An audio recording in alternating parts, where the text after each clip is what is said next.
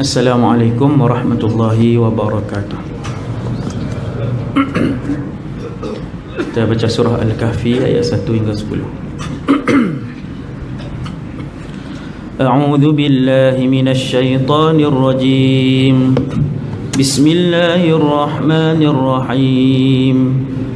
Alhamdulillahilladzi anzala ala 'abdihi al-kitaba wa lam yaj'al lahu 'iwaja qayyiman liyunzira ba'san shadidan min ladunhu wa yubashshiral mu'minina alladhina ya'maluna as-salihati anna lahum ajran hasana ماكثين فيه أبدا وينذر الذين قالوا اتخذ الله ولدا ما لهم به من علم ولا لآبائهم كبرت كلمة تخرج من أفواههم إن يقولون إلا كذبا فلعلك باخع نفسك على آثارهم إن لم يؤمنوا بهذا الحديث أسفا إنا جعلنا ما على الأرض زينة لها لنبلوهم أيهم أحسن عملا وإنا لجاعلون ما عليها صعيدا جرزا أم حسبت أن أصحاب الكهف والرقيم كانوا من آياتنا عجبا إذ أوى الفتية إلى الكهف فقالوا ربنا آتنا من لدنك رحمة وهيئ لنا من أمرنا رشدا صدق الله العظيم صلى الله ربنا على النور المبين أحمد المصطفى سيدي المرسلين صلى الله على النور المبين أحمد المصطفى سيدي المرسلين صلى الله ربنا على النور المبين أحمد المصطفى سيدي المرسلين. أعوذ بالله من الشيطان الرجيم. أعوذ بك ربي أن يحضرون. بسم الله الرحمن الرحيم. الحمد لله رب العالمين وأفضل الصلاة وأتم التسليم على سيدنا وحبيبنا وقرة أعيننا ومولانا محمد بن عبد الله الأمين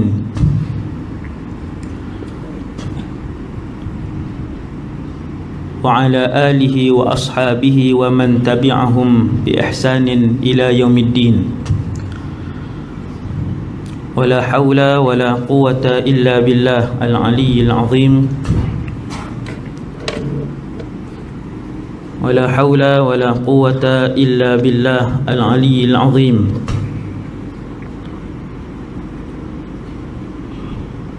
ولا حول ولا قوة إلا بالله العلي العظيم. أما بعد. Radina billahi rabba, kami redha Allah Tuhan kami. Wa bil islami dina, kami redha Islam cara hidup kami.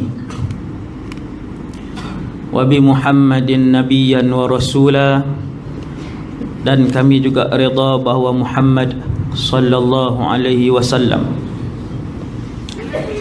seorang nabi dan rasul. Pertama sekali, yang belum niat i'tikaf, nawaitul i'tikaf fi hadzal masjid sunnatan lillahi ta'ala.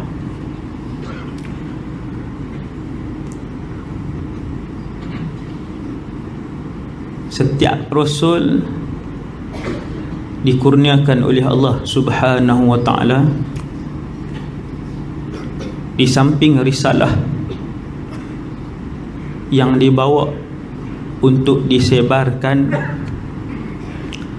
Para rasul juga dibekalkan dengan mukjizat oleh Allah Subhanahu wa taala. Mukjizat ialah satu benda yang luar daripada adat, benda yang luar biasa, khariqatun lil 'adah, yang menyalahi hukum akal, dan benda itu diberikan kepada para rasul dan juga para nabi sebagai salah satu yang menyokong nabi-nabi dan rasul ni. Bila dia nak mengaku kepada umat dia, aku ni utusan Allah, kemudian rasul-rasul akan ajak umat zaman masing-masing bahawasanya tak boleh sembah selain Allah, cara beribadat macam ni, nak berkeluar zakat macam ni, diharamkan riba, cara nak puasa macam ni, cara nak. Di samping risalah yang dibawa, hukum hakam yang dibawa, akidah yang diajarkan oleh rasul, kadang-kala para rasul ini dicabar. Bila dicabar, dah kata wakil ataupun utusan Allah yang Allah pilih, apa bukti dia? Maka ketika itulah para rasul ni diberikan mukjizat sebagai bantuan, sebagai salah satu tanda bahawa itu adalah Rasulullah. Salah satu tanda. Benda luar biasa juga boleh terjadi kepada manusia biasa.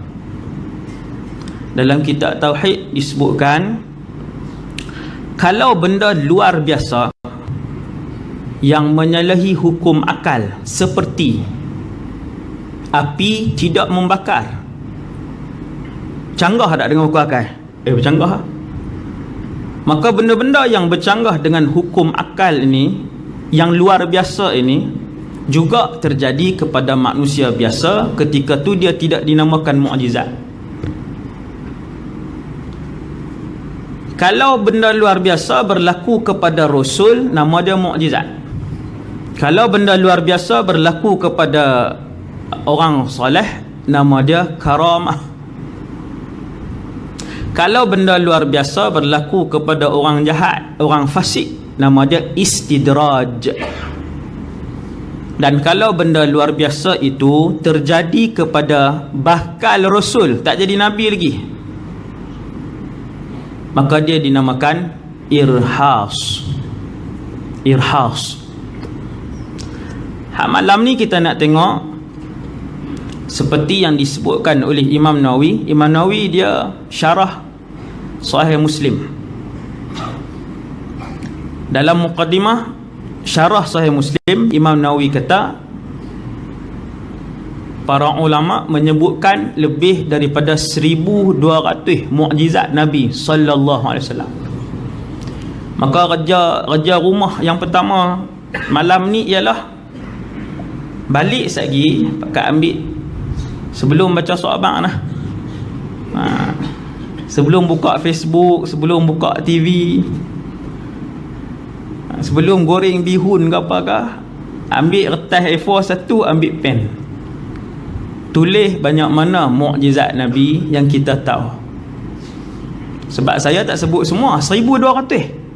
Tuan-tuan nak tunggu kah 2 bulan? Punya banyak. Dengan sebab itu sebahagian ulama kata Rasulullah menghimpunkan mukjizat seluruh Nabi dan Rasul. Nabi dia himpun mukjizat semua Nabi dan Rasul pada zaman tu yang disaksikan oleh para sahabat.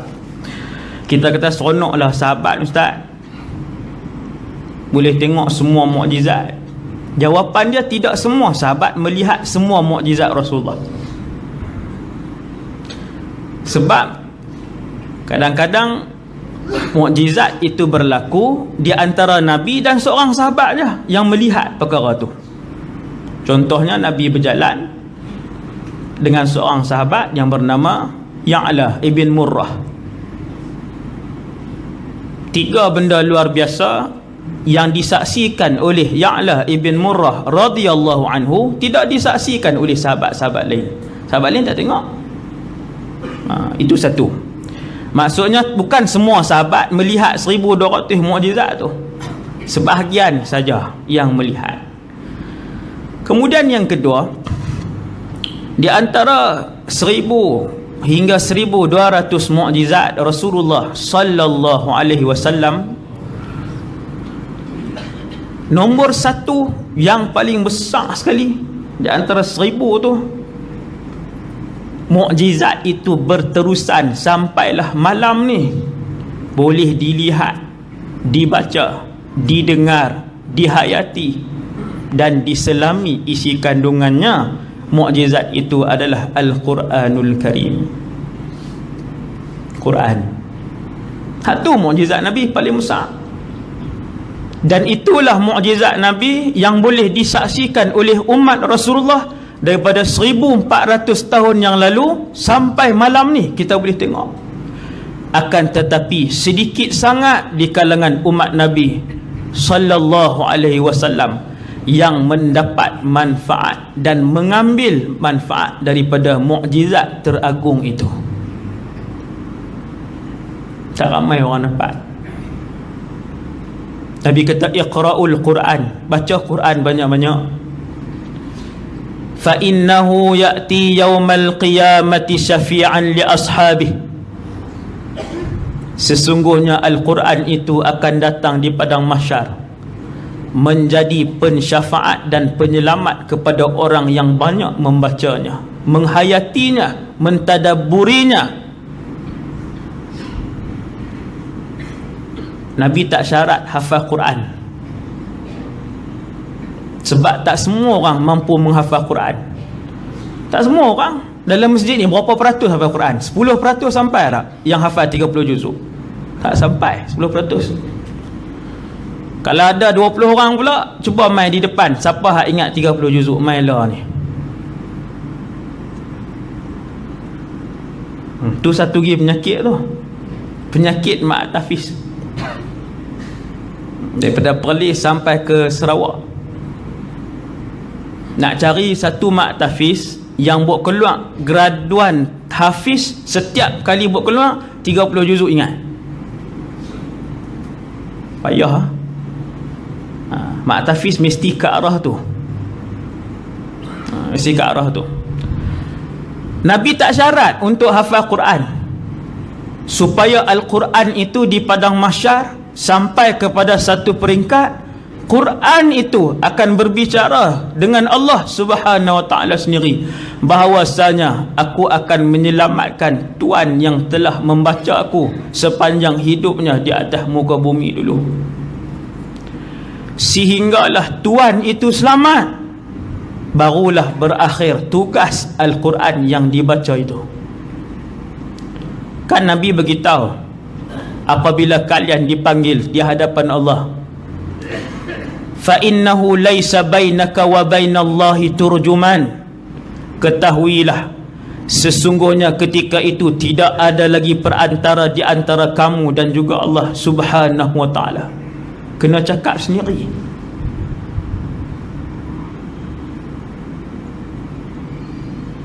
Kena cakap sendiri, tak ada peguam dah, uruslah sendiri.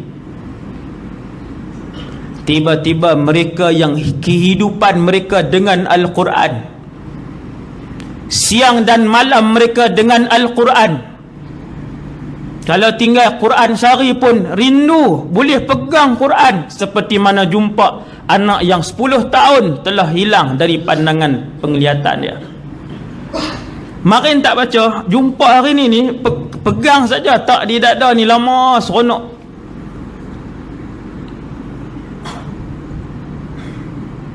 Orang yang hidup dengan Quran, mukjizat terbesar Nabi. Quran ini bila dia dipanggil oleh Allah untuk ditimbang amalannya, maka akan datang 2 surah yang menjadi peguam belanya di padang mahsyar.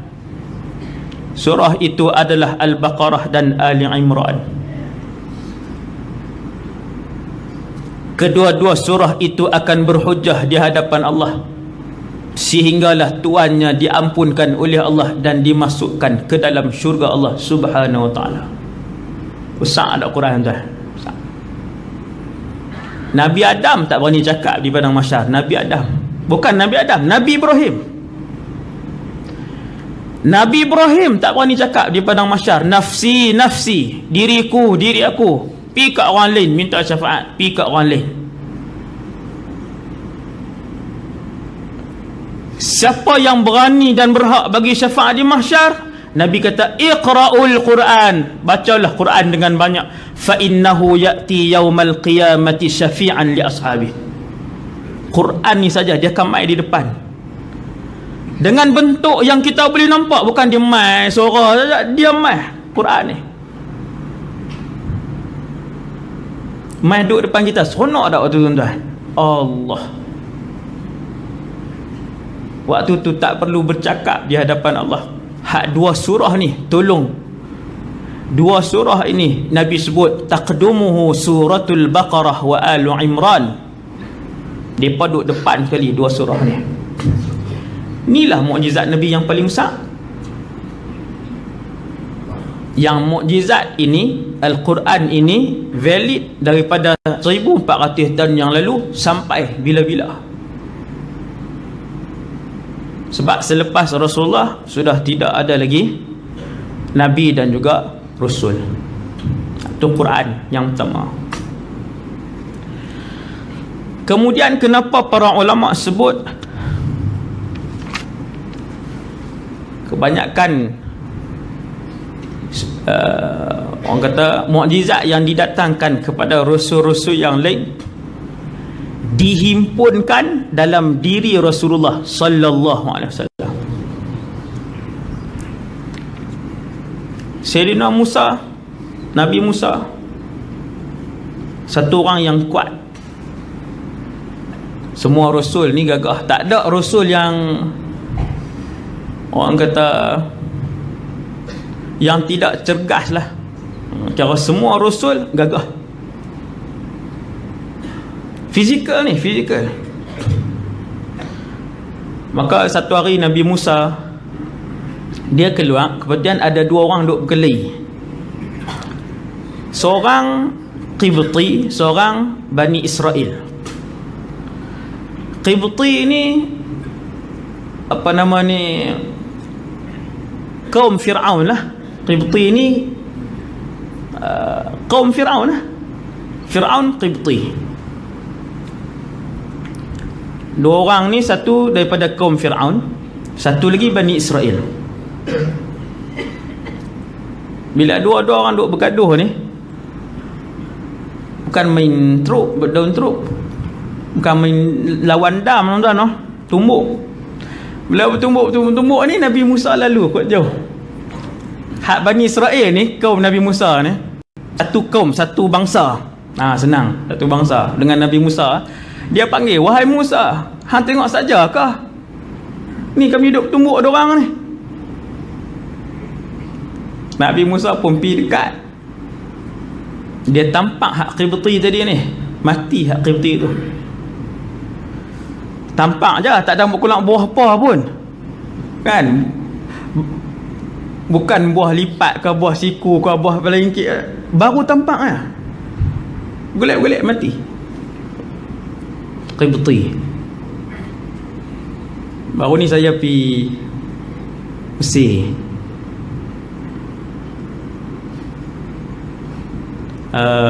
Itu cerita Jepun no? Mesir sejam setengah pula. Bangsa Qibti ni tuan-tuan, bangsa Fir'aun ni, orang dia halus-halus ya. Dia besar bangsa Melayu ya, dia bukan macam bangsa Arab.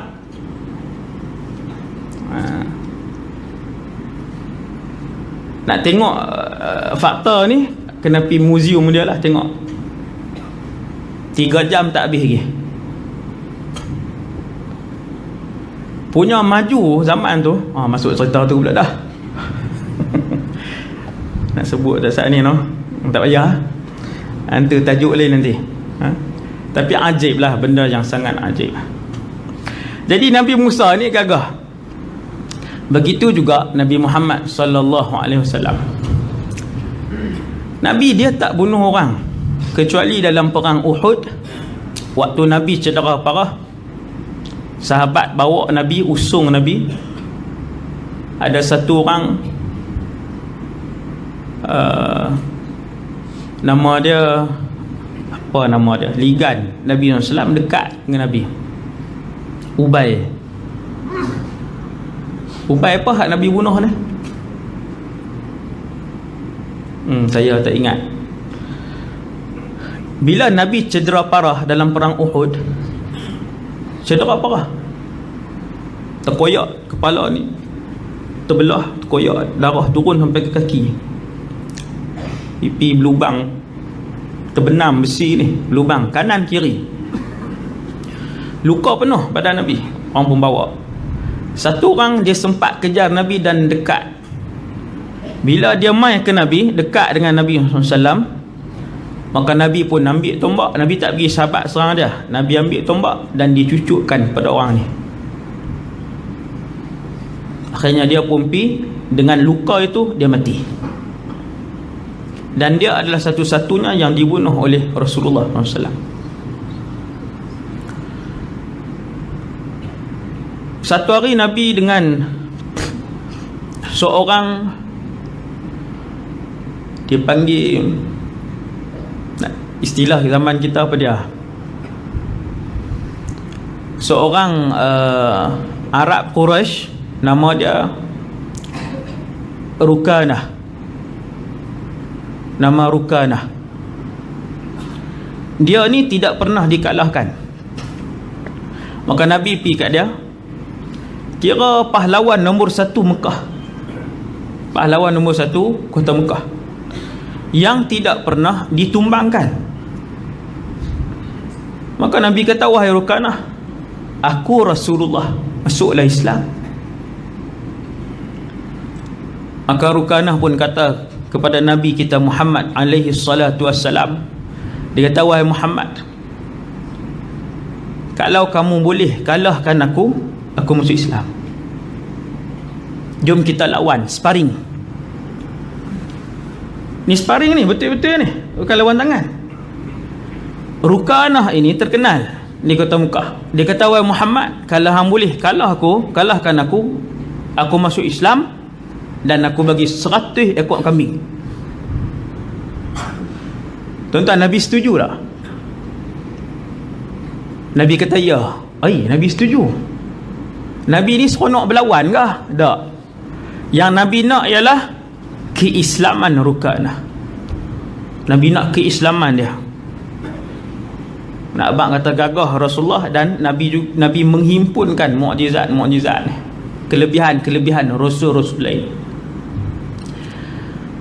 Rukanah pun buat main 100 ekor kambing, bukan unta, 100 ekor kambing, kemudian sparring dengan Nabi SAW, lawan. Saya tak tahulah lawan gaya sumo ke, gaya silat ke, gaya motai ke, Allahuakbar, tapi lawan. Dalam pusingan pertama, Nabi jatuhkan Rukanah, kemudian diserahkan 100 ekor kambing. Dia kata, wahai Muhammad, hak tadi tak kira. Biasalah, dia malu lah ni, macam-macam lah. Saya tambah sikit, mungkin dia kata hak tadi tak ada keluar buah lagi, tu yang hang menang. Hang boleh kalahkan aku sekali lagi, aku masuk Islam, dan aku bagi 100 lagi ekor kambing. Nabi kata boleh. Rasulullah satu orang yang fizikal pun Nabi jaga. Bukan kata Nabi ni duduk dalam masjid, naik kuda pun tak apa pandai, tapi dia Rasul. Tak. Hak pertempuran ni pun Nabi pandai. Maka lawan kali kedua, Rukanah dijatuhkan. Dia minta kali ketiga, dia kata boleh sekali lagi wahai Muhammad, aku bagi 100 lagi ekor kambing, dan aku masuk Islam. Akhirnya kali ketiga, pusingan ketiga, berlawan lagi dengan Nabi, dan Rukanah dijatuhkan untuk kali yang ketiga. Kata Rukanah, wahai Muhammad, tidak ada seorang penduduk Mekah pun yang pernah menjatuhkan aku ke atas bumi. tanah lah. Al-ard, orang Arab disebut al-ard, dia tak sebut turab. Wahai Muhammad, selama aku hidup tak ada seorang lagi yang bila sparring macam ni, berlawan macam ni, yang boleh menjatuhkan aku. Dan aku yakin ketika kamu mengalahkan aku sebanyak 3 kali berturut-turut, itu adalah petanda bahawa kamu adalah pesuruh Allah Subhanahu Wa Ta'ala. Dia masuk Islam. Dan Nabi mengembalikan 300 ekor kambing itu kepada Sayyiduna Rukanah. Sebab niat Nabi bukan untuk kekayaan. Nabi nak hamba Allah tu menyebutkan asyhadu an la ilaha illallah wa anna Muhammadar Rasulullah. Itu je.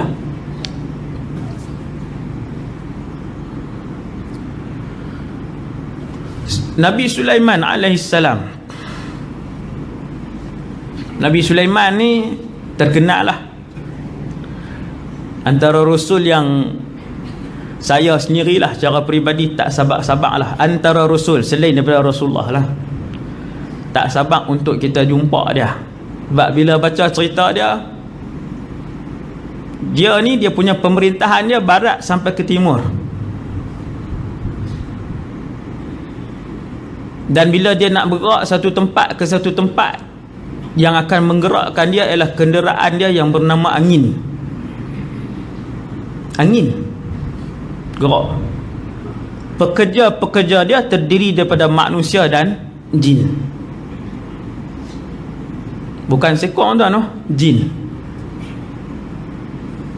Kalau jumpa jin hak lama-lama tu, hak tak jenis tak mati tu, hidup zaman Nabi Sulaiman. Tuan-tuan pernah jumpa ke? Oh, yang tu dahsyat. Saya duk ikut kawan-kawan duk berubat banyak, tapi tak ada lagi. Hak sampai hak zaman Nabi Sulaiman tu, teringin tak jumpa, boleh tanya. Kan? Subhanallah. Berdoa kepada Allah Subhanahu Wa Taala Nabi Sulaiman ni, Rabbighfirli, ya Allah, ampunkanlah aku. Tawadhu'. Subhanallah. Kaya lah tuan-tuan, tak usah tanyalah. Kaya tak kaya Nabi Sulaiman, jangan tanyalah. Ratusan isterinya. Syariat zaman tu membenarkan untuk Nabi Sulaiman berkahwin ratusan orang. Cuma dia pernah melakukan satu kesalahan kecil. Dia kata, aku akan tawaf rumah ke semua isteriku pada malam ni juga, satu malam, 100 orang isteri, supaya hasil daripada itu akan lahir 100 orang pejuang, pejihad pada jalan Allah. Dia tak sebut apa?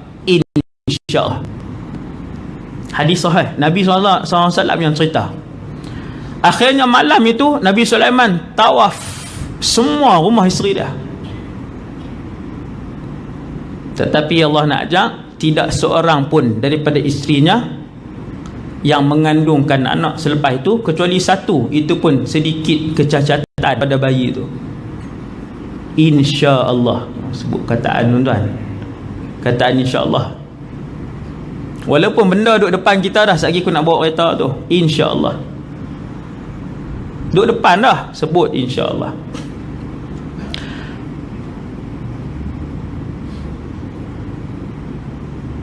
Maka Nabi SAW, antara kisah Nabi dengan alam jin ni, yang pertama, Nabi berdakwah ke alam jin. Masuk. Kerana para rasul juga dihantar kepada manusia dan jin. Maka Nabi berdakwah masuk pi ke alam jin. Tuan-tuan bayang, bukan terserempak dengan seekor jin, tuan-tuan. Masuk berdakwah dalam alam jin. Kalau terserempak pun demam, kalau pi masuk, semualah keluarga dia, JKK duduk dalam tu imam, pengetua sekolah jin, alam jin. Jin alam macam kita, bukan. Jin ni bukan dia hari-hari makan minum je. Dia ada ibadat, dia ada solat, dia ada masyarakat dia ada binatang ternak dia kehidupan. Maka Nabi pernah satu malam, Nabi pergi satu tempat, seorang sahabat ikut, Nabi tak bagi. Dia sahabat tu ikut Nabi sampai satu tempat, Nabi buat bulatan kat dia. Jangan keluar daripada bulatan ni sehinggalah aku kembali. Nabi pergi dalam gelap, bunyi kuat, hadis sahih. Nabi pun masuk, kata sahabat tu, Nabi pun menghilang. Tuan-tuan, alam jin pergi masuk tu. Subhanallah, kuat lah, memang kuat. Lepas tu Nabi keluar, Nabi sebut kepada sahabat ni, aku berdakwah ke alam mereka. Pergi berdakwah. Bila mana saat Nabi semayang pada satu hari, semayang dalam dalam masjid, seekor ifrit mai kacau. Siapa yang mahir perubatan Islam, jin biasa dengan ifrit ni beza banyak. Ifrit ni dia menteri-menteri jin. Maka dia punya power dia lebih, kemampuan dia lebih. Dan ifrit ni sebelum kelahiran Rasulullah, mereka adalah jin-jin yang boleh terbang sampai ke langit, mendengar perbualan, perbincangan, pengagihan tugas para malaikat. Sebelum kelahiran Rasulullah, ifrit ni jin-jin yang memang kuat lah, kuat dan sangat berkemampuan. Ifrit ni lah yang cakap, jenis jin ifrit ni lah yang bercakap depan Nabi Sulaiman bahawa dia nak pindahkan singgah sana Balqis daripada Yaman pergi ke Palestin tu. Yaman nak pergi ke Palestin, nak ambil singgah sana yang besar tu. Dalam tempoh Nabi Sulaiman berdiri kemudian duduk 3 saat. Oi, tak semua jin boleh buat, tuan. Geng-geng ifrit je yang boleh selam sampai ke dasar lautan yang dalam. Ni geng ifrit yang buat bangunan-bangunan mewah yang tinggi, dan canggih pada zaman Sayyidina Nabi Sulaiman. Geng ifrit. Satu ifrit ni dia mai kacau Nabi dalam solat, mai nak suruh Nabi berhenti semayang. Nabi sudah semayang, Nabi cekak dia jin ni, Nabi cekak leher dia. Hadis ni sahih.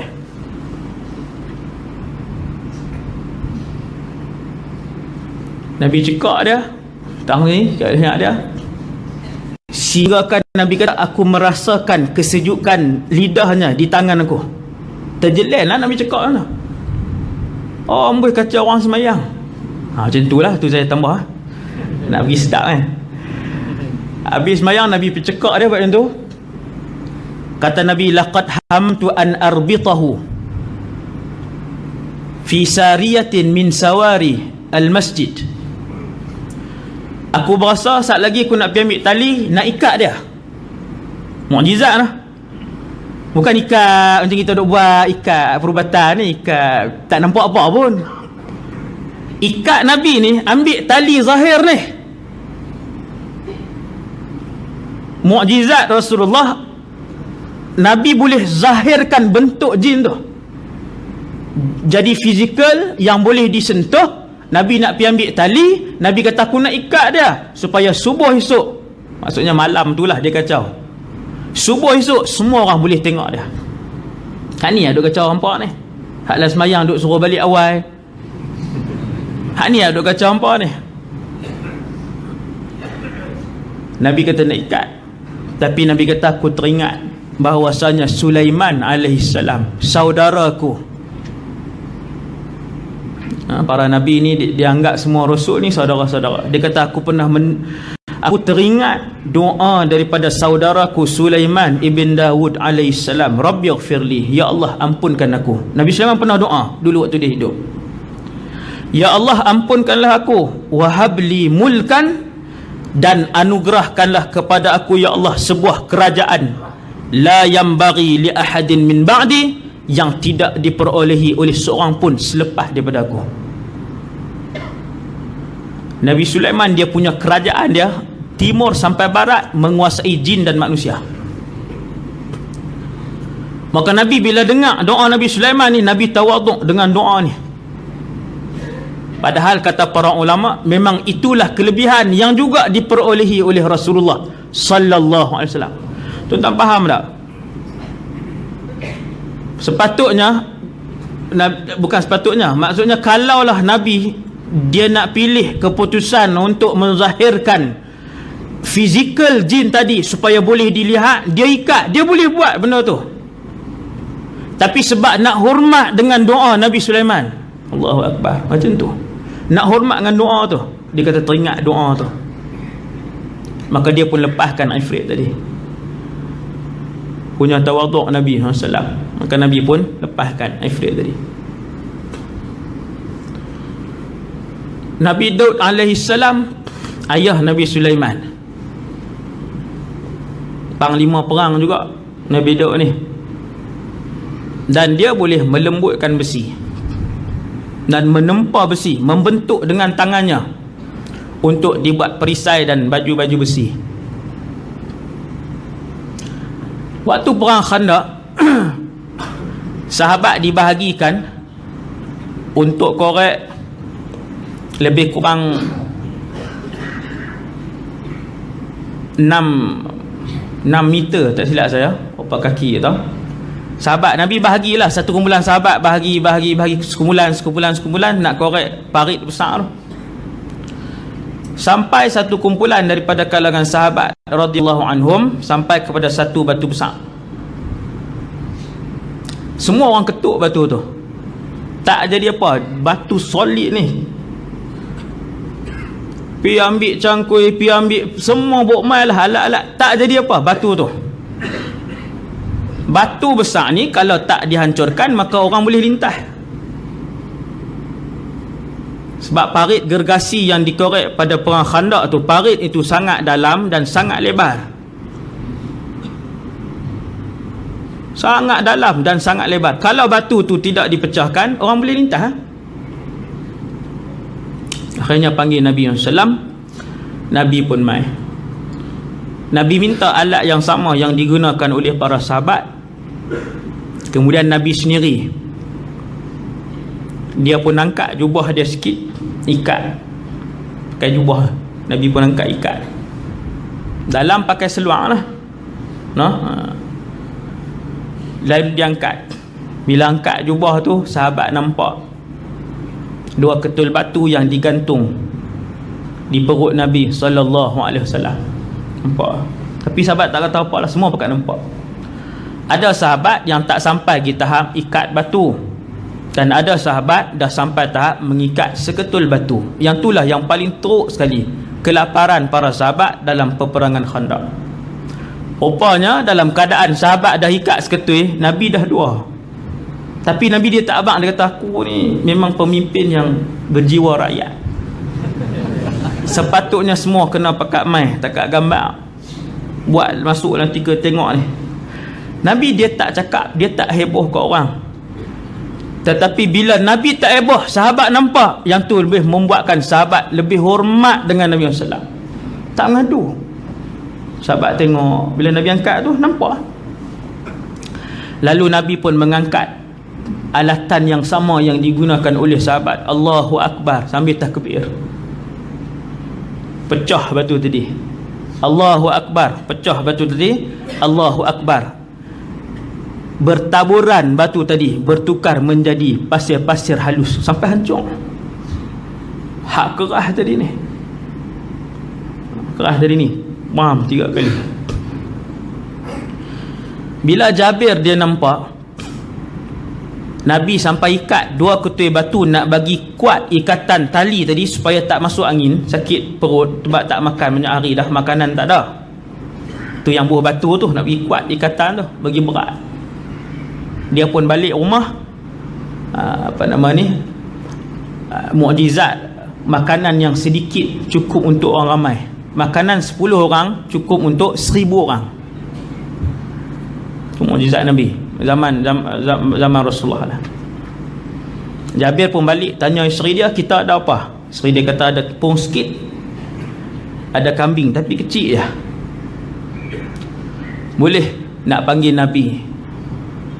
Nabi tak abang kata ni, tak ada siapa-siapa buat kenuri ke malam ni. Tak ada siapa panggil kau ni. Rasul ni. Nabi dia tak pernah pelawar diri dia mulia, dia tak pernah pelawar diri dia rasul, dia tak pernah pelawar. Takkan tak ada siapa nak panggil pi ni? Rasul ni. Subhanallah. Sekali tak nak sebut. Tetapi yang ada di keliling Nabi itu adalah manusia-manusia yang faham kelas pertama. Bila tengok Jabir lari kata, boleh saya kita panggil Nabi. Yang dok korek ada 3,000 orang tentera. Isteri dia pesan, panggil sekali bukan keluar nah, pergi bisik kat Nabi. Makanan sikit lah. Jabir pun pergi, betul-betul telinga Nabi. Ya Rasulullah, ada makanan sikit. Nabi tanya banyak mana? Ada tepung sekian-sekian, kami nak bakar sekali. Lepas tu ada kambing sekok, tapi kecil ya Rasulullah. Bangunlah ya Rasulullah bersama 2-3 orang. Jabir sebut no. Hak lain kira tak dapat kad tau. Jabir kata, qum ya Rasulullah, bangun bersama dengan beberapa orang. Nabi pun bangun. Nabi kata, wahai semua tentera Khandaq. Jabir buat kenuri. Nabi kali belah ni, Jabir tak ada dah, lari dah balik rumah. Dia panggil bini dia, wahai Ummu Fulan, wahai Ummu Fulan. Kenapa? Aku dah bisik betul telinga Nabi. Nabi mangkit, Nabi buat pengumuman, panggil semua mai. Satgi semua akan sampai.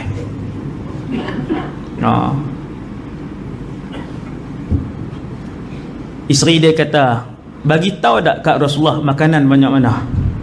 Jabir kata, bagi tahu. Sesungguhnya pesuruh Allah itu lebih mengetahui dengan tindakan yang dia buat. Selalu yang kalut siapa? Orang perempuan lah. Kali ni kalut ni Jabir pula. Dia terbalik sikit. Selalu orang perempuan lah. Jadi Nabi mat lepas pada tu sikit, buat kerja apa semua sikit, berhabis lah, Nabi pun sampai. Macam tu lah. Nabi pun masuk. Nabi pesan kata kat Jabir, jangan ubah periuk tu daripada tempat dia dimasak, dan jangan ubah kedudukan roti-roti tu, biar tentu. Aku sendiri yang bagi. Akhirnya dipanggil para sahabat, seorang demi seorang, demi seorang, demi seorang. Tangan Nabi sedang dimasukkan ke dalam periuk tadi. Dia buat keluar roti, buat keluar kuah. Keluar roti, buat keluar kuah. Keluar roti, buat keluar kambing. Buat keluar roti, keluar kambing. Kata Jabir, sehinggalah keseluruhan tentera itu makan. Dan sesungguhnya makanan itu tidaklah ditambah daripada bumi, tetapi makanan itu ditambah dari atas sana. Semua makan. Baru Nabi pelawar Jabir, baru Nabi pelawar isteri dia, baru Rasulullah makan. Kita siapa dulu? VIP dululah. Kalau malam ni saya dululah. Pelik no. Rasulullah. Bila Abu Hurairah ni dia ketua kepada Ahlus Suffah.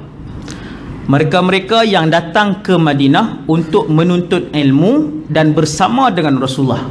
Betul-betul untuk tuntut ilmu dengan hadis Nabi. Tafaqquh fid din. Grup ni mai duduk Madinah, dia tak ada keluarga apa, Nabi bagi satu ruang dalam Masjid Nabawi, dia duduk di anjung tu, nama mereka Ahlus Suffah. Ketua kepada Ahlus Suffah, yang duk urus semua Ahlus Suffah ni apa, kalau ada tahlil ke apa yang bawa, contoh lah ni, maka Abu Hurairah lah akan sampaikan pada semua. Kata Abu Hurairah, aku pernah berguling-guling di antara mimbar Nabi dan rumah Nabi kerana terlalu kelaparan, dan semua orang yang melihat aku menyangkakan aku telah pun gila.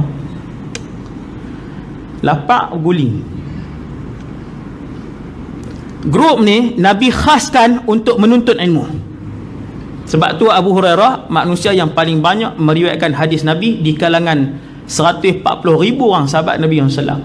Dia paling banyak. Memang Nabi khas grup ni. Memang kena ada grup ni tuan, grup ni.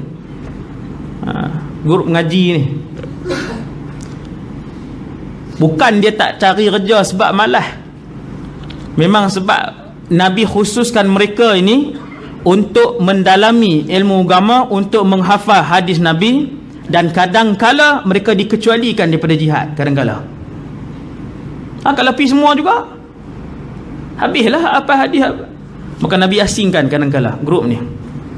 Sebab tu lepas Nabi wafat, tuan-tuan sekalian, Abu Hurairah bekerja seperti orang biasa. Ada rumah, ada isteri, ada anak, ada keluarga, ada makanan macam biasa lepas Nabi wafat. Dulu yang dia berlapak sampai berguling-guling antara mimbar dengan rumah Nabi ni, sampai orang main letak kaki dekat leher Abu Hurairah. Dia cerita sebab orang duk kata dia gila. Dia jadi macam gila tu. Bukan aku gila, kata Abu Hurairah, tetapi ketika itu aku terlalu lapar. Satu hari Abu Hurairah lapar macam tu juga, tapi tak berguling. Dia tunggu depan masjid. Dia tunggu depan masjid. Satgi kalau ada sahabat yang lalu, dia akan buat-buat tanya soalan. Bila duk jawab tu, dia akan ikut berjalan, mungkin boleh sampai masuk rumah kawan tu. Akal ni. Ni Abu Hurairah cerita. Dia cerita ni pengalaman dia. Dia yang cerita pengalaman dia. Dia kata kalau lah aku buat-buat tanya soalan, padahal dia pun alim, Abu Hurairah. Satgi kalau sahabat tu jawab sampai depan pintu, kot dia kata, masuk lu.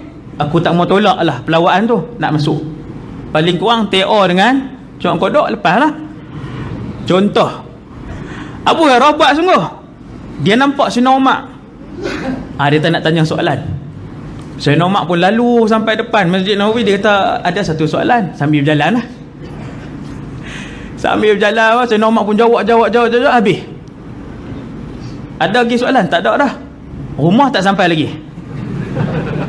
Maka Sayyidina Umar berkata, minta izin lu. Assalamualaikum. Waalaikumsalam.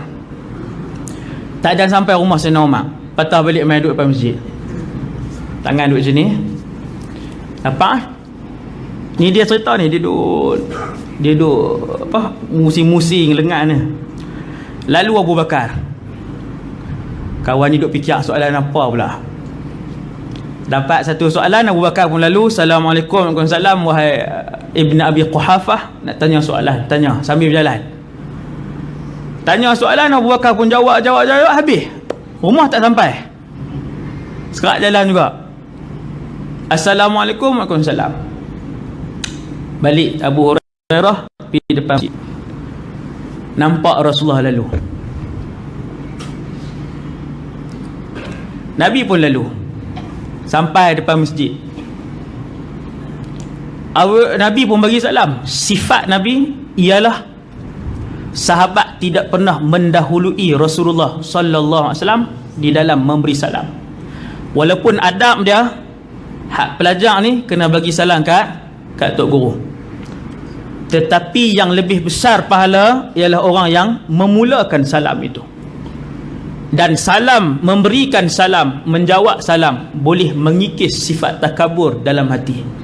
Itu dia punya kelebihan memberi salam ke orang.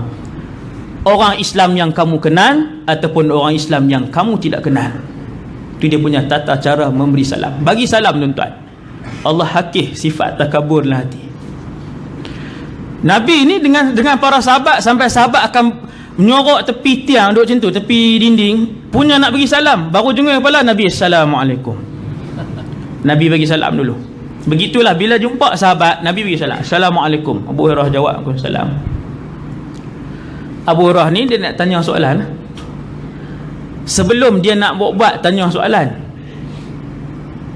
sallallahu alaihi wasallam, Nabi sebelum dia berlakon lah nak tanya tu, baru nak berlakon, dia baru nak tanya, Nabi kata, lapar ke? Tangan duduk sini ni. Dia kata waktu aku tanya, baru duduk jumpa Nabi, tangan duduk sini. Faham Rasulullah tuan-tuan. Orang lain tak faham. Kenapa Nabi faham tuan? Kerana Nabi rapat dengan semua sahabat, sehingga kan setiap sahabat Rasulullah menganggapkan diri mereka adalah yang paling disayangi oleh Rasulullah berbanding orang lain. Nabi paling sayang dia. Semua sahabat, sehingga mereka beranggapan dalam diri mereka bahawa mereka lah yang disayangi oleh Rasulullah. Sebab tu bila Abu Hurairah dia baru duk buat nak tanya soalan, Nabi kata, lapar enggak? Allahu Rabbi. Nak jawab apa tuan? Lapar ya Rasulullah. Nabi kata, jom pergi rumah. Hak tu dia tunggu pun. Konok tuan. Nabi kata, jom pergi rumah. Allahu Akbar. pergi rumah. Sampai rumah, Nabi pun masuk, panggil Abu Hurairah masuk. Dia tanya, ada apa di rumah? Tanya isteri. Satu riwayat kata ada semangkuk susu di rumah Nabi. Semangkuk bukan sebelanga, mangkuk. Ada riwayat kata waktu Nabi duduk tunggu dengan Abu Hurairah duduk sembang dalam rumah tu, orang mai betul-betul ketuk pintu, ya Rasulullah, hadiah kepada kamu semangkuk susu. Abu Hurairah pun tengok semangkuk. Kalau aku dengan Rasulullah, insya-Allah kenyang, cukup. Alhamdulillah, rezeki yang Allah Ta'ala bagi. Nabi pun kata, Abahir. Abahir ni salah satu panggilan lah. Abu Hurairah dipendekkan jadi Abu Hir, bapak kucing jugalah.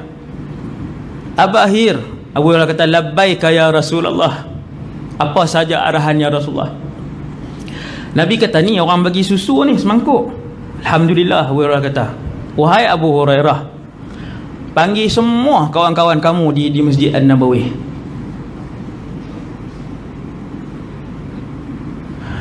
Nak empas pintu kah? Tak empas pintu tuan. Tak makan daripada kemarin lagi.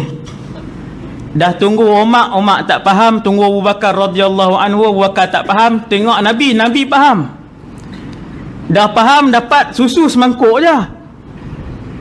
Dah dapat susu semangkuk, Nabi suruh pergi panggil semua. Lagu nak pi tak pi lah ni kawan ni. No? Nak bebai nak bebai tak bebai, arahan Rasulullah wajib diikuti. Kata Abu Hurairah, disebutlah hati dia, ini arahan Nabi. Kalau nak ikut makanan ni, untuk kami dua orang pun belum tentu kenyang. Susu semangkuk. Dia pun pi, tak tahulah hentak kaki ke dah apa ke kan.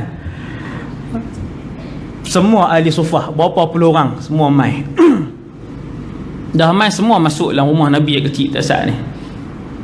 Nabi pun kata, Abu Hurairah, ingat kau nak suruh minum, persilakan mereka untuk minum. Dua kali duk geram, duk pegang mangkuk tu kan, duk genggam kuat ni. Dah lah suruh panggil semua, orang lain minum pula. Abu Hurairah kata, Nabi suruh aku untuk bagi semua dulu minum seorang-seorang. Ni duk gerak kan, gerak halkum ni, duk turun naik. Bagi kat orang pertama, gedeguk minum. Orang kedua gedeguk. Kata Abu Hurairah, bila sampai orang nombor 3, nombor 4, aku pun panjang sikit lihat tengok. Nak tengok tinggal banyak mana. Dia cerita, Abu Hurairah kata, aku pun panjang lihat, aku tengok banyak juga. Banyak. Semangkuk banyak mana. Sampailah habis semua pun balik. Fama baqiyah, kata Abu Hurairah, tinggal lagi yang tidak minum, ialah aku dan Rasulullah. Lalu kata Nabi, wahai Abu Hurairah, minumlah, dan aku juga lapar seperti kamu. Nabi hari itu sama macam Abu Hurairah, lapar Nabi. Wahai Abu Hurairah, minum. Abu Hurairah ambil mangkuk, minum cara sunnah kan, bismillah apa semua, minum. Buat bagi kat Nabi lah, tapi nak lagi buat suara tu. Nabi kata minum. Dia pun tak kata tak apalah, macam malu-malu Melayu kan, tak apalah duk tarik mangkuk ni. Dia bila Nabi kata minum, memang nak minum lagi. Dia pun ambil minum, bismillah, minum. Suara ke Nabi kata minum, Abahir, ishrab. Dia pun minum. Dia suruh ke Nabi kata isyraq. Kenyang dah. Tapi dah Nabi suruh minum lagi, dia pun minum lagi. Kali keempat, dia pun bagi ke Nabi kata isyraq, minum. Dia kata, ya Rasulullah, seolah-olah setiap urat aku dipenuhi dengan susu. Kira dia minum ni lebih pada kenyang. Maka Nabi pun ambil. Lepas dia tak mau sudah dah, Nabi pun ambil bekas tadi, Nabi pun minum. Kata Abu Hurairah, bila Nabi letakkan bekas tu, aku melihat takat susu itu tidak berkurang sedikit pun. Dia mai pada langit tu, bukan mai tu daripada langit. Mukjizat Allah Ta'ala bagi pada hak makanan ni. Rupanya bila tengok cerita buku Kisah mukjizat Nabi tentang makanan ni banyak. Banyak sangat. Binatang. Satu unta jadi liang. Unta ni dia bekerja dengan satu keluarga Ansar ni. Kerja macam biasalah, bawa ayam apa semua. Satu hari jadi liang, mengamuk.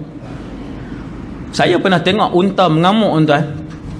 Kita duk tengok unta Arab duk tibai, dia buat tak heran kan. Kalau dia mengamuk sekali, unta dewasa ni, dia gigit orang, dia boleh angkat Arab tu, angkat tak belah ni. Ni dia gigit tau ni. Jangan bagi dia mengamuk. Saya duk tengok, 80 kilo ni orang ni. Ni dia gigit tau ni. Kalau unta mengamuk. Satu unta jadi liang. Tak boleh nak buat apa. Pergi dekat, dia nak tokam, nak main pijak, nak tokam ni. Nabi lalu, sahabat kata, ya Rasulullah, boleh tak tengok Sat? Liang sangat ni. Nabi pun masuk. Dia kata, jangan pergi dekat ya Rasulullah, satgi dia kejar kamu, dia mencederakan kamu. Nabi kata, tak apa. Bila Nabi masuk, Nabi panggil unta tu. Unta tu tengok Rasulullah. Dia pun datang dekat dengan Nabi SAW. Lalu Nabi pun mengusap-ngusap ubun dia. Lalu unta tu pun duduk dan dia sujud kepada Nabi SAW. Sujud. Sahabat kata, ya Rasulullah, unta ni benda tak berakal, tetapi dia boleh sujud kepada kamu, sedangkan kami berakal, kamilah yang lebih berhak untuk sujud kepadamu. Nabi pun sebut, Allah mengharamkan satu orang manusia untuk sujud kepada manusia yang lain. Hadis ni. Unta ni mai, hak tadi liang ni, punya karang, dia mai, Nabi usap dia pun sujud depan Nabi. Kemudian dia pi, dan bermula daripada itu unta tu menjadi jinak macam biasa balik. Seorang sahabat Nabi nama Ya'la ibn Murrah, saya sebut tak saat ni, dia berjalan dengan Nabi satu hari, dia tengok 3 benda.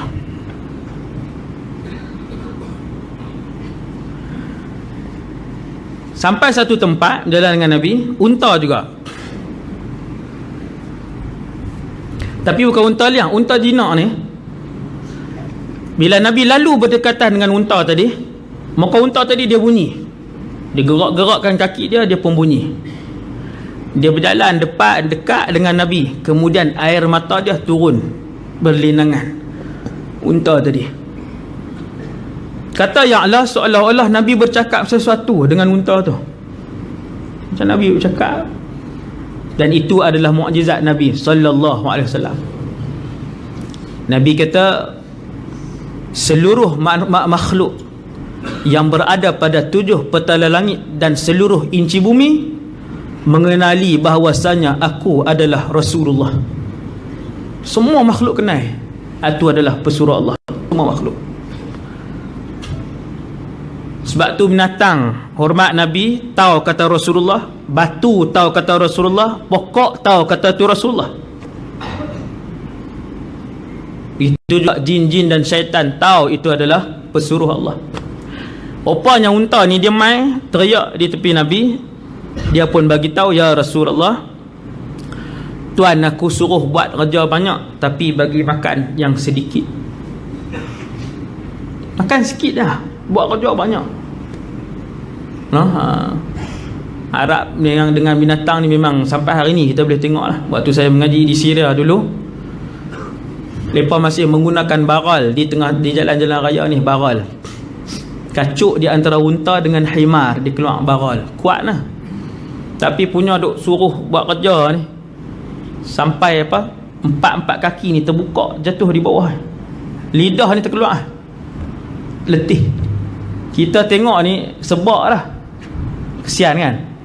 Yang itulah yang banyak berlaku dan pernah berlaku pada zaman Nabi.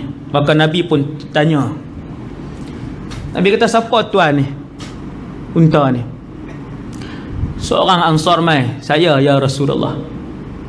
Nabi kata, sesungguhnya unta ni telah mengadu kepada aku sebentar tadi, kathratal amal wa qillatal alaf. Kamu suruh dia buat kerja siang malam, akan tetapi kamu memberi makanan yang sedikit kepadanya. Ittaqullaha fih, bertakwalah kamu kepada Allah terhadap para binatang. Jaga hak binatang, ra'i hak binatang, kasihanilah binatang.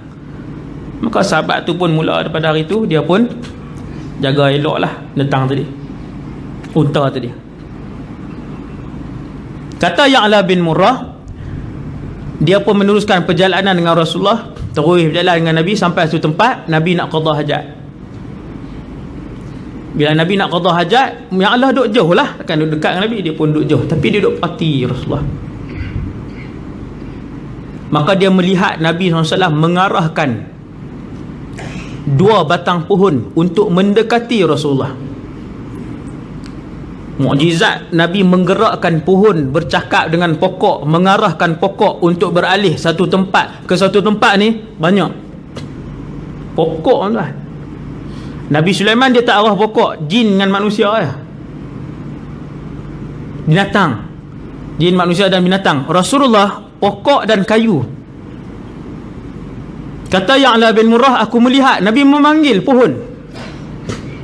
Kemudian Nabi kata tunduk ke bawah dengan izin Allah. Nampak ayat Rasulullah ajak, tunduk ke bawah dengan izin Allah. Dia tak sama macam ayat penguasa pemerintah lain, tunduk dengan kuasa dia. Nabi kata tunduk ke bawah dengan izin Allah. Pokok tu tunduk merimbun ke bawah sebab Nabi nak qada hajat. Kata Ya'la, kemudian Nabi memanggil pohon yang kedua, pokok tuan. Daripada situ berkerak mai. Tapi disebabkan kedua-dua pohon itu masih lagi kecil, Nabi kata bergabunglah kamu kerana Allah, suruh duduk dekat. Lalu dua-dua pokok tu mai dekat dengan Nabi, kata Ya'la, dan dua-dua pokok tu pun tunduk depan Nabi, bukan sujud, tapi dia nak bagi rimbun, apa nama ni, nak tutup Nabi, sebab Nabi nak qada hajat. Habis Nabi qada hajat, aku melihat Rasulullah mengisyaratkan dengan mukanya ke kanan dan ke kiri. Lalu kedua-dua pohon tadi berundang dan pergi ke tempat asal mereka. Ini kita baru dengar kan. Padahal Nabi menggerakkan pokok ni, mukjizat Nabi ni berbelah-belah kali sahabat tengok. Macam banyak di kalangan sahabat yang tengok. Ada satu badui, dia pergi depan Nabi. Dia kata, wahai Muhammad, apa benda luar biasa yang kamu ada untuk aku masuk Islam? Nabi pun tengok keliling, ada pokok kurma, ada setandan buah kurma, setandan. Nabi kata, kalau aku panggil tandan kurma tu mai menghadap depan aku, hang masuk Islam? Badui ni kata, ya. Tandan kurma tuan, hadis ni sahih. Nabi pun bagi arahan kat tandan tu, turun kamu kerana Allah, dengan izin Allah. Tandan tu turun, bum, jatuh, sehingga membentuk bekas. Kata para sahabat, tandan kurma jatuh atas tanah ada di bekas. Dia turun, mak jatuh. Kemudian dia bergerak mai depan Nabi. Kemudian dia perpatah balik, dia naik balik duduk tempat dia. Badui itu kata, asyhadu an la ilaha illallah wa asyhadu anna Muhammadar Rasulullah. So Islam tu, alhamdulillah kan?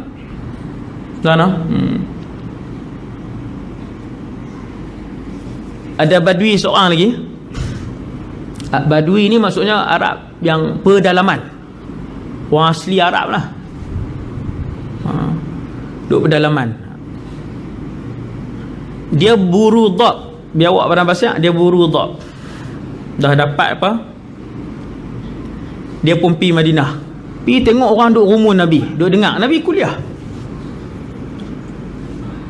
Bila dia sampai dalam kuliah ni, para sahabat taklah beramai sampai macam ni, duduk kumpulan tu. Dia quick hadap belakang sekali. Dia kata, tu siapa dia? Badui ni, dengan pegang bewak. Badui ni Badui memang macam tu, dia tak protokol. Dia duduk daripada jauh sagi, dia cakap Nabi, wahai Muhammad, bagi sikit zakat hak Allah bagi. Dia tak ada protokol. Mai daripada memburu tuan, dengan bau dengan apa ni, dia kilik ni, dia tanya kat sahabat tu siapa dia. Dia kata, itulah pesuruh Allah, Allah pilih dia, sekian. Dengan bewak-bewak tadi dia pun pergi depan. Ni Nabi duduk kuliah ni, tapi Nabi bukan jenis pengawal keluar ni. Badui tu mai, dia tak bewak tu depan tu. Dia kata, wahai Muhammad, adakah kamu pesuruh Allah, Rasulullah? Nabi kata, ya, ana Rasulullah, aku adalah pesuruh Allah. Wahai Muhammad, kalau bewak ni mengaku hang Rasulullah, aku mengaku hang Rasulullah. Tu dia. Nak buat macam mana tuan? Kita kalau ambil burung hak kita belah, latih dia, kamu Rasulullah, kamu Rasulullah, boleh dia bercakap kan? Burung hak kita belah ni, dia ambil mana-mana hala bewak tu. Dia letak depan Nabi, dia tunjuk, wahai Muhammad, kalau bewak ni mengaku hang pesuruh Allah, aku mengaku hang kamu pesuruh Allah. Nabi pun tengok dhab tadi. Nabi kata, man ta'bud. Soalan pertama Nabi tengok, tuan-tuan, Nabi ajak. Nabi kata kat biawak tadi, Nabi kata, siapa yang kamu sembah wahai dhab? Nabi tak kata aku siapa, bagi tahu saat dia ni. Tu belagak sikit. Nabi kata, man ta'budu, siapa yang kamu sembah wahai dhab? Semua makhluk menyembah dan bertasbih memuji Allah. Lalu jawab dhab tadi, allazi fis samai arshuh wa fil ardi sultanuh. Kata para sahabat, semua kami yang berada dalam majlis itu mendengar biawak itu bercakap dengan bahasa yang dapat kami fahami, bahasa Arab. Bila Nabi tanya, wahai biawak, wahai dhab, siapa yang kamu sembah? Jawab dhab itu, aku menyembah yang di langit arasnya dan di bumi kesultanannya, Allah Azza wa Jalla. Lepas tu baru Nabi tanya, faman ana, aku ni siapa wahai dhab? Dhab tu pun jawab, anta rasulu rabbil alamin, kamu adalah pesuruh Tuhan kepada sekalian alam, wa khataman nabiyyin, wa khatamun nabiyyin, dan kamu adalah penutup kepada segala nabi. Maka Badui itu pun dia pun mengucap, asyhadu an la ilaha illallah wa asyhadu annaka Rasulullah. Jadi yang itulah antara sedutan mukjizat yang diberikan kepada Rasulullah SAW, yang saya rasa takat tu dulu untuk dikongsikan.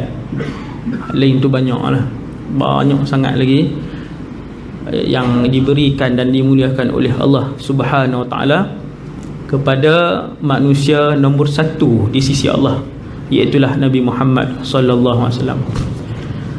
Jadi yang baik daripada Allah Subhanahu Wa Taala, yang lemah dan kurang daripada diri saya sendiri, aqulu qali hadza astaghfirullahal azim li wa lakum, subhanakallahumma wa bihamdik, asyhadu an la ilaha illa anta, astaghfiruka wa atubu. Bismillahirrahmanirrahim. Wal 'asr innal insana lafi khusr illa alladhina amanu wa 'amilus shalihat. Bismillahirrahmanirrahim. Alhamdulillahi rabbil alamin. Wassalatu wassalamu ala asyrafil anbiya'i wal mursalin wa ala alihi wa sahbihi ajma'in. Allahumma 'allimna ma yanfa'una, ya Allah, ajarkanlah ilmu yang bermanfaat kepada kami. Wanfa'na bima 'allamtana, ya Allah, manfaatkanlah ilmu yang Kau curahkan kepada kami. Wazidna ilman wa amalan wa ikhlasan fi hayatina, tambahkanlah kepada kami, ya Allah, ilmu, amal, ibadah dan keikhlasan dalam kehidupan kami. Sallallahu ala sayyidina Muhammad wa ala alihi wa sahbihi wasallam, walhamdulillahi rabbil alamin. Assalamualaikum warahmatullahi wabarakatuh.